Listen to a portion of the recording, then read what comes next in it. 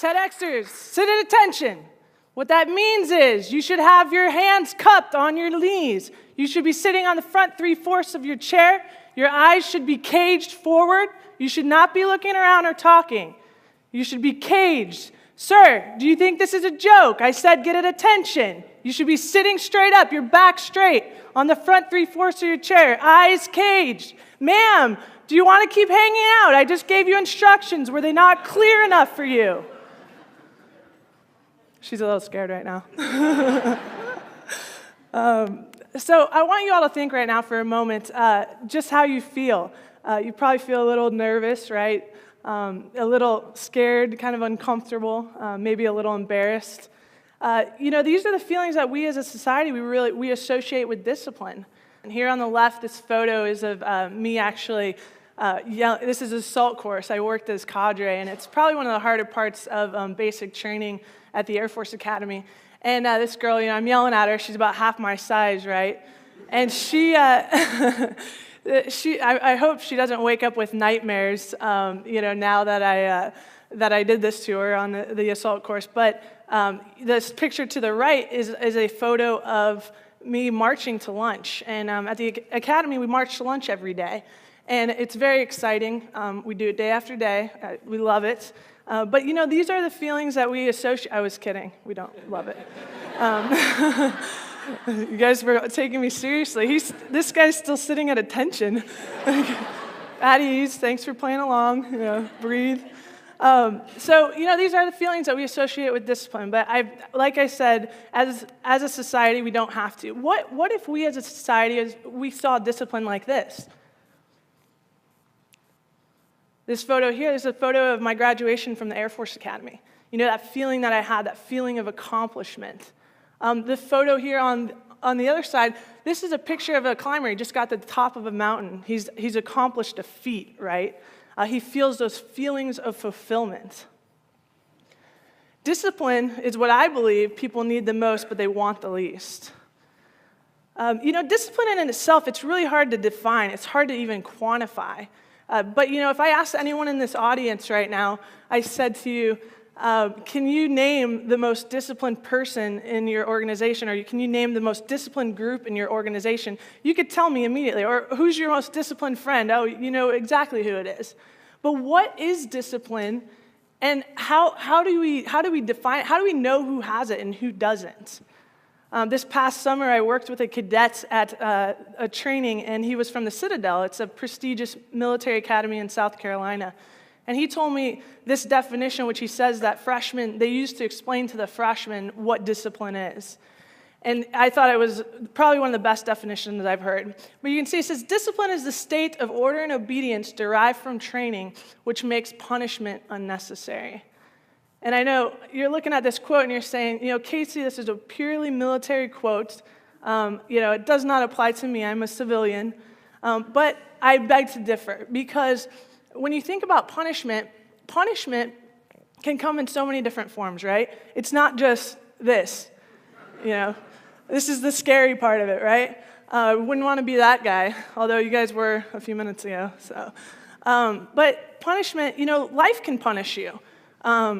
Punishment can come in all types of forms. You can be denied an opportunity. You can miss a deadline, right? You can have some sort of disciplinary action. Or worst of all, as a result of all those, you end up developing a bad reputation. But discipline, it's your vehicle. It's your vehicle to not have to feel the feelings of regret and the feelings of embarrassment that come along with these punishments. Discipline is your friend. Discipline is not your enemy. Discipline is your ally. I have to be honest with you. I wasn't always a fan of discipline. Surprising, I know. But, imagine there I am. I'm at the Air Force Academy. I'm a freshman. And I pretty much did everything I could. When you go to a military academy, you're kind of expected to essentially major in discipline. And so I get there, and I'm a freshman, and I really did everything I could to fight authority that tried to instill discipline in me in some way or another.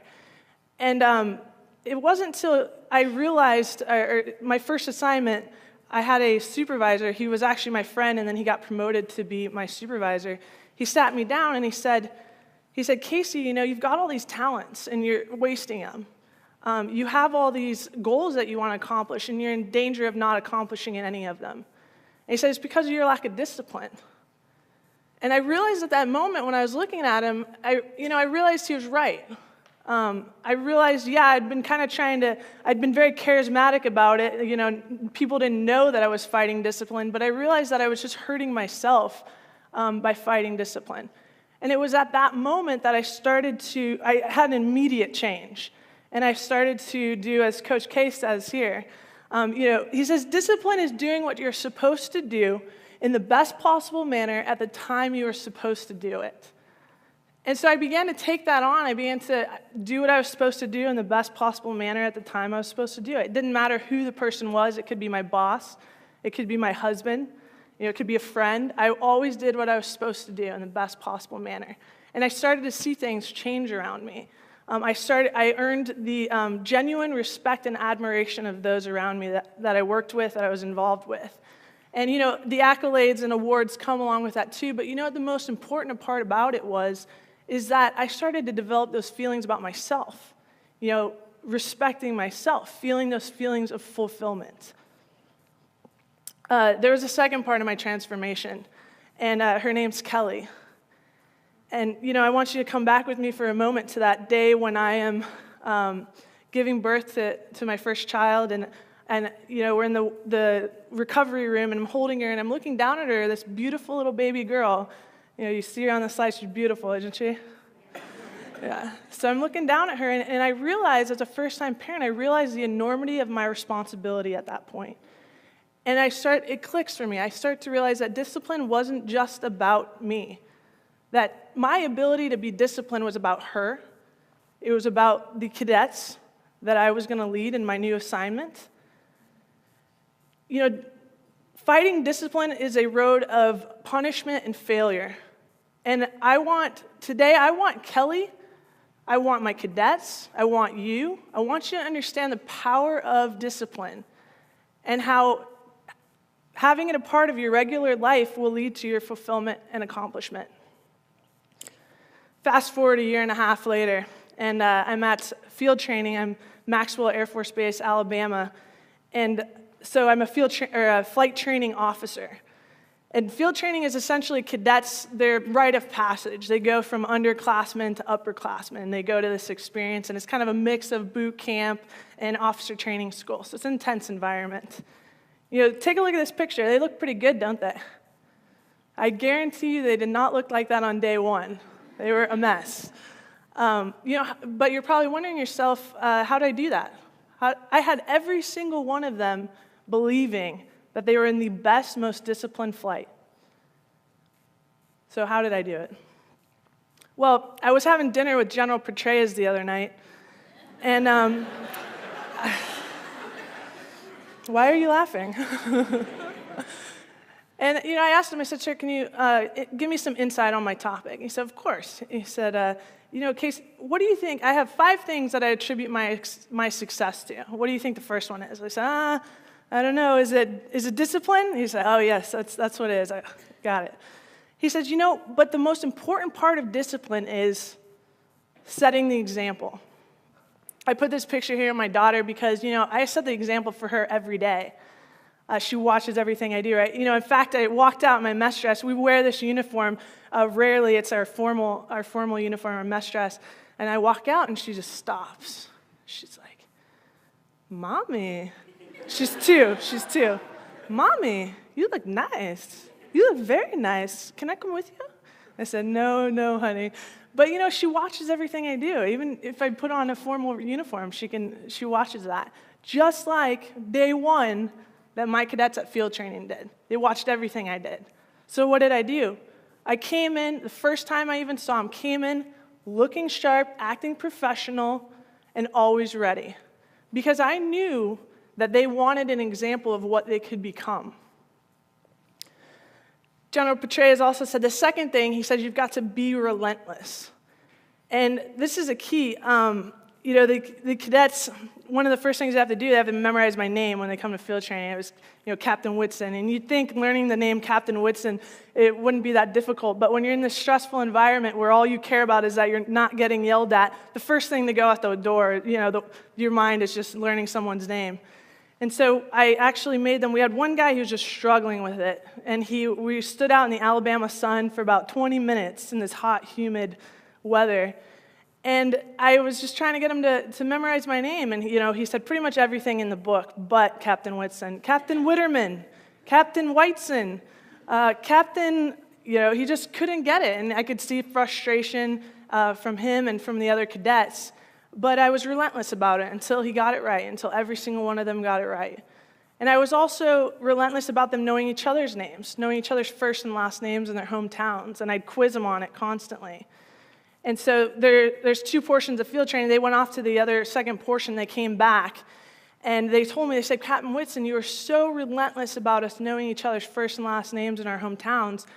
We arrived there on the bus, and it's the second set of cadre comes out, just screaming at him, yelling at him, you don't know what you're doing, this type of stuff. And they said, you're probably such horrible wingmen, you probably don't even know each other's first and last names. So they walk up to one of the cadets, Cadet Walsh. Tell me this cadet's name. He says, sir, that's Cadet Brendan Smith from Albany, New York. And the cadre is like, well, that's just a fluke. They must have been roommates. So he goes to the next one. He says, Cadet Johnson, who is this cadet over here? Sir, that's Cadet John Meyer from Albuquerque, New Mexico. And they continue to do this until they realize the whole flight knows everybody's names, and they're just completely baffled, right? So the cadets told me, though, they said, ma'am, you were so relentless on us knowing each other's names, but it changed everything for us. The cadre out there said that we were by far and away the most cohesive, the tightest group of cadets of flights at field training. And they said you could tell the difference between us and another flight. They didn't even know each other's names. We knew each other's names. That small detail changed everything for the cadets. And that's what I'm trying to get across, is that being relentless about the small details, it takes care of the bigger picture. Because how you do anything is how you do everything. This type of discipline, it's necessary for a time period, and it is effective, obviously. But if you continue it for too long, you'll start to lose the motivation of your people. So you have to create that pride. You have to create that buy-in. And I had to connect the pain that my cadets were going through to the ultimate outcome. It's just like when your parents, when you're younger, and your parents told you said, why do I have to eat my vegetables? And your parents said, well, because I told you so. Did that ever work? No, right? Well, maybe if they tied it to, told you the bigger picture, and they said, we're trying to get you to eat your vegetables because, it'll impact your nutrition, you have less rate of obesity, all these types of things. As a 4-year-old, you probably would have been like, I'm sold. I will eat my vegetables. I'm going to try it tonight with my 2-year-old. I'll let you know how it goes. But really, you have to do that. You have to tie it.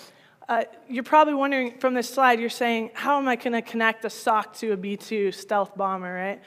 Well, I am going to, don't worry. So the cadets have this, they have to get their rooms in a certain order. And it goes down to just even rolling their socks in their drawer. And I could tell I was losing them on a few of them, just like, how does rolling my sock have anything to do with anything? So I explained to him, I said, I heard this story from my boss at field training, and so I used it. I said, are you guys exhausted right now? Yes, ma'am. Are you guys just completely tired and can't think straight? Yes, ma'am. What career do you guys want in the Air Force? Oh, ma'am, well, we want to be pilots. All right, so do you know Colonel Sarnicki? He's the FTU commander right now? Yes, ma'am. He's a B-2 pilot. Some of his missions are over 35 hours.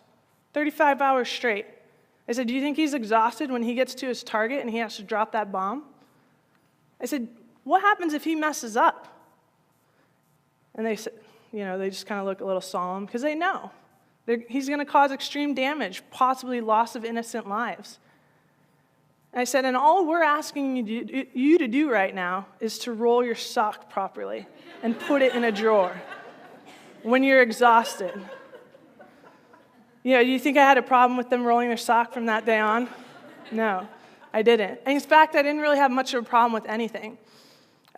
They started to thrive on discipline. They started to want it. They started to want to be the best. And it was because they realized that how they did anything was how they would do everything. General Taitu says, if you can communicate your vision clearly to your troops, they will follow you anywhere. Just like I talked about with the vegetables. When someone communicates to you clearly and you don't have any question about it, you'll follow them anywhere. So I did the same. I instilled the same type of disciplined environment in the detachment at USC. And, it's been a process and then constantly fine-tuning and continue to work on it. But the overall shift is apparent. This cadet here, Cadet Hernandez, he came into the detachment. He was very shy, very timid. And now look at him. He's at the top of the stairs there. He was the wing commander this past year of all the detachments. He says, read his quote. He says, before you came and instilled this environment at Det 60, I was unsure of myself and my abilities. Because of everything you implemented, I now have the confidence in my abilities and am able to pursue my goal of attending medical school. So to Cadet Hernandez, this environment, this created confidence for him that he could pursue any goal, no matter how high, no matter how lofty it was. Cadet Zibar, she's one of our more dedicated cadets. She's very disciplined herself, but read what she says. She says, having to get through the challenges and steps you put us through with the debt made me realize I could trust and rely on my fellow cadets to help me get through anything. She built camaraderie and trust that she wouldn't have had otherwise without discipline. And it was due to that instilled discipline that changed her experience at the detachment. And it changed the whole detachment. We were able to accomplish things that we hadn't. So it was very, very effective. All right, so here's the secret. Discipline is easy. It's doing what you say you'll do when you'll say you'll do it in the best possible manner. The difficult part is changing your perception from a negative to a positive. When you learn to embrace discipline, you're going to start to realize your potential and what you're capable of. And the tough stuff in your life, it's not going to be tough anymore. It'll be natural. So I invite you to change your perspective of the word discipline from a negative to a positive. Here's what I want. This is what I want. I want you to go home today, and I want you to do something you've been avoiding doing. I want you to send that email response that you've been putting off. I want you to get up and go to the gym like you've been saying you're going to for weeks. Or maybe take your wife out on that date you've been promising her, and you still haven't done it. Because how you do anything is how you do everything. Embrace discipline. Thank you.